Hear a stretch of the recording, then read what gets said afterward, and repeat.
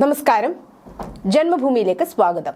വാർത്തകൾ ചുരുക്കത്തിൽ. 77ാമത് റിപ്പബ്ലിക് ദിനാഘോഷത്തിൽ രാജ്യത്തിന്റെ സൈനിക ശക്തിയും സാംസ്കാരിക വൈദഗ്ധ്യവും വിളിച്ചോതുന്ന റിപ്പബ്ലിക് ദിന പരേഡ് ഇന്ന് കർത്തവ്യപഥിൽ നടക്കും. രാവിലെ 9:30 പ്രധാനമന്ത്രിയും പ്രതിരോധ മന്ത്രിയും ദേശീയ യുദ്ധ സ്മാരകത്തിൽ എത്തുന്നതോടെ പരിപാടികൾക്ക് തുടക്കമാകും. പ്രധാനമന്ത്രി ദേശീയ യുദ്ധ സ്മാരകത്തിൽ പുഷ്പചക്രം അർപ്പിക്കും. പിന്നീട് പരേഡിന് സാക്ഷിയാകാൻ കർത്തവ്യപഥിൽ എത്തും. 10:00 ശേഷമാണ് സൈനിക ശക്തിയും സാംസ്കാരിക ശക്തിയും വിളിച്ചോതുന്ന പരേഡ് നടക്കുക. European commission president Ursula von der Leyen, European council president Antonio Costa എന്നിവരാണ് മുഖ്യാതിഥികൾ. കേരളത്തിന്റെ അടക്കം 30 നിശ്ചല ദൃശ്യങ്ങൾ പരേഡിൽ അണിനിരക്കും.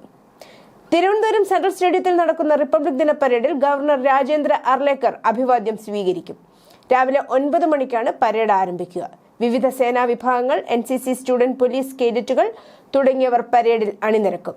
ഇതാദ്യമായാണ് സംസ്ഥാനത്ത് നാഷണൽ സർവീസ് സ്കീം വോളണ്ടിയർമാർ റിപ്പബ്ലിക് ദിന പരേഡിൽ അണിനിരക്കുന്നുവെന്ന പ്രത്യേകതയുമുണ്ട്.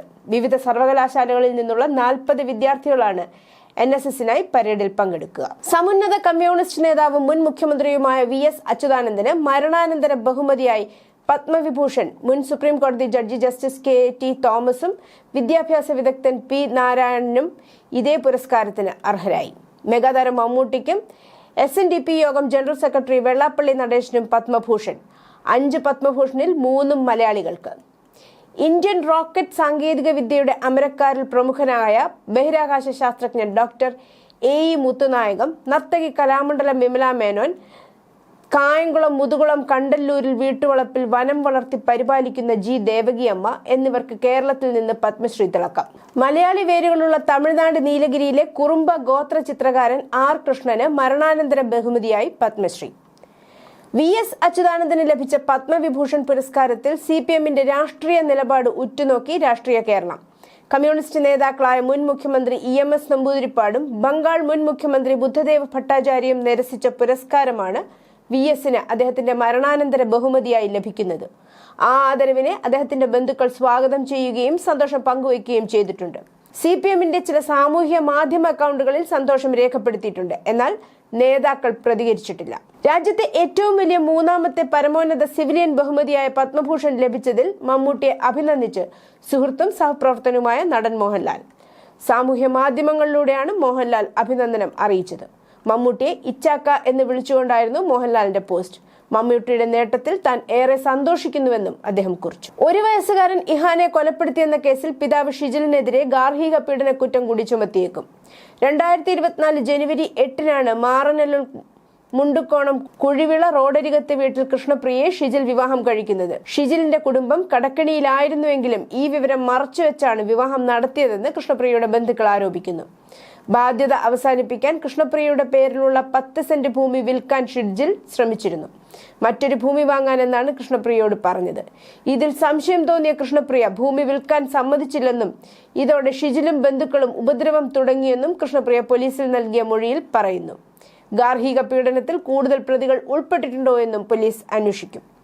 റിമാൻഡിലുള്ള പിതാവ് കാഞ്ഞിരകുളം ചാണി തവാവിള ഷിജിൽ ഭവനിൽ ഷിജിലിനെ കസ്റ്റഡിയിൽ വാങ്ങാൻ നാളെ കോടതിയിൽ അപേക്ഷ നൽകും. കൊലപാതക കഞ്ചാവ് കേസുകളിൽ ജാമ്യത്തിൽ കഴിയുന്നതിനിടെയാണ് കുമ്പളം പനങ്ങാട് തിട്ടയിൽ വീട്ടിൽ നവ്യ എന്ന ശ്രുതി ഫേസ് ക്രീം മാറ്റിവെച്ചതിന് സ്വന്തം അമ്മയുടെ വാരിയല് കമ്പിപ്പാര കൊണ്ട് അടിച്ചൊടിച്ചത്. റിമാൻഡിലുള്ള നിവ്യയെ റൌഡി ലിസ്റ്റിൽ ഉൾപ്പെടുത്താനും കാപ്പ ചുമത്താനും പോലീസ് ആലോചിക്കുന്നുണ്ട്.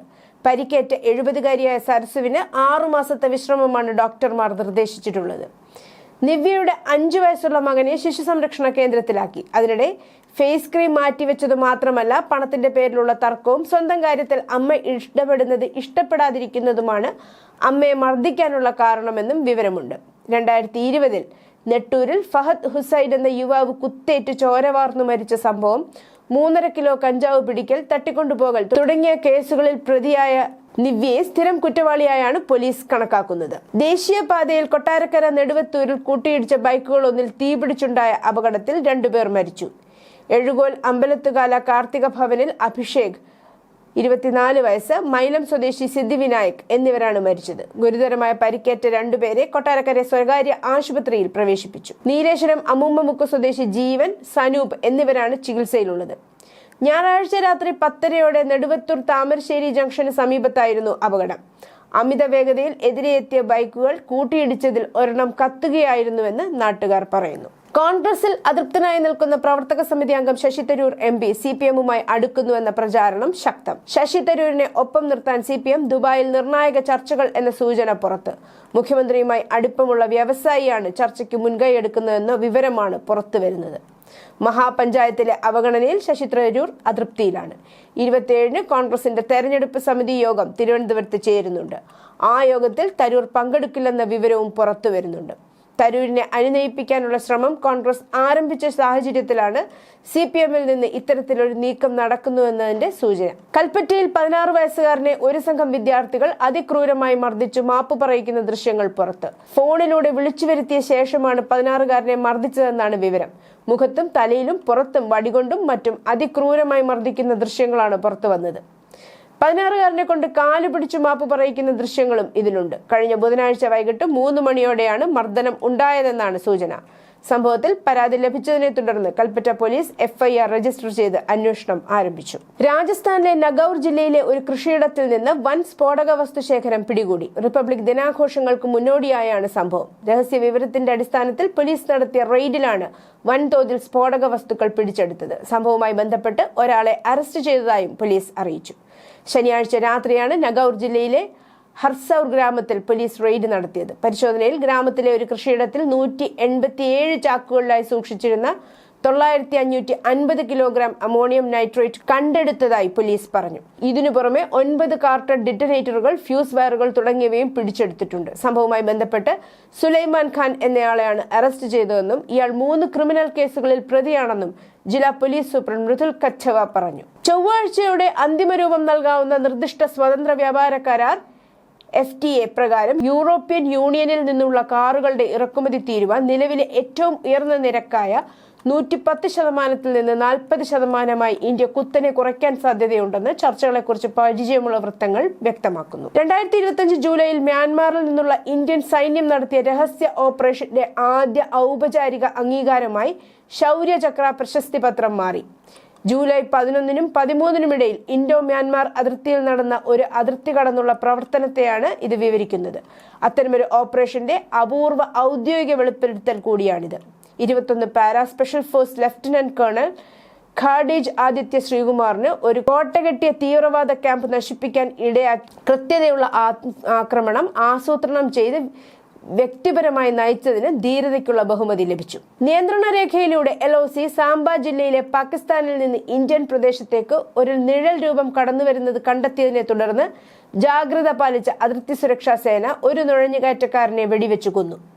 ഇന്ത്യയുടെ 77ാമത് റിപ്പബ്ലിക് ദിനത്തിന്റെ തലേന്ന് ജമ്മു കാശ്മീരിലെ കത്വ ജില്ലയിലെ ഇന്ത്യ പാകിസ്ഥാൻ അന്താരാഷ്ട്ര അതിർത്തിയിൽ ഒരു പാകിസ്ഥാൻ ഡ്രോൺ കണ്ടെത്തി. അന്താരാഷ്ട്ര അതിർത്തി കടന്നുള്ള സഹർഖാദിൽ ഞായറാഴ്ച വൈകുന്നേരം 8 മണിയോടെയാണ് ഡ്രോണുകൾ കണ്ടെത്തിയത്. സമീപ ആഴ്ചകളിൽ സമാനമായി നടന്ന നുഴഞ്ഞുകയറ്റങ്ങൾക്ക് ശേഷമാണ് ഈ പുതിയ ഡ്രോൺ പ്രവർത്തനം.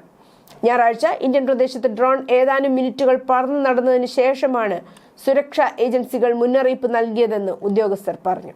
അമേരിക്കയും ഇറാനും തമ്മിലുള്ള യുദ്ധം ഉടൻ പൊട്ടിപ്പുറപ്പെട്ടേക്കുമെന്ന സൂചന പുറത്തുവരുന്നതോടെ ഇന്ത്യയിലെ പ്രധാന വിമാന കമ്പനിയായ ഇൻഡിഗോ നിരവധി ഫ്ലൈറ്റുകൾ റദ്ദാക്കി. ഡൽഹിയിൽ നിന്നും ജോർജിയയിലേക്കും മുംബൈയിൽ നിന്നും കസാക്കിസ്ഥാനിലേക്കുമുള്ള വിമാനങ്ങളാണ് ഇപ്പോൾ റദ്ദാക്കിയത്. വൈകാതെ കൂടുതൽ വിമാന സർവീസുകൾ റദ്ദാക്കും. എബ്രഹാം ലിങ്കൺ വിമാനവാഹിനി കപ്പൽ ഡിസ്ട്രോയറുകളുടെ അകമ്പടിയോടെ മിഡിൽ ഈസ്റ്റിൽ എത്തി. ഇപ്പോൾ ഇറാന്റെ ആക്രമണ പരിധിയിലാണ് എന്ന് ചാനൽ 13 ഇസ്രായേൽ റിപ്പോർട്ട് ചെയ്യുന്നു.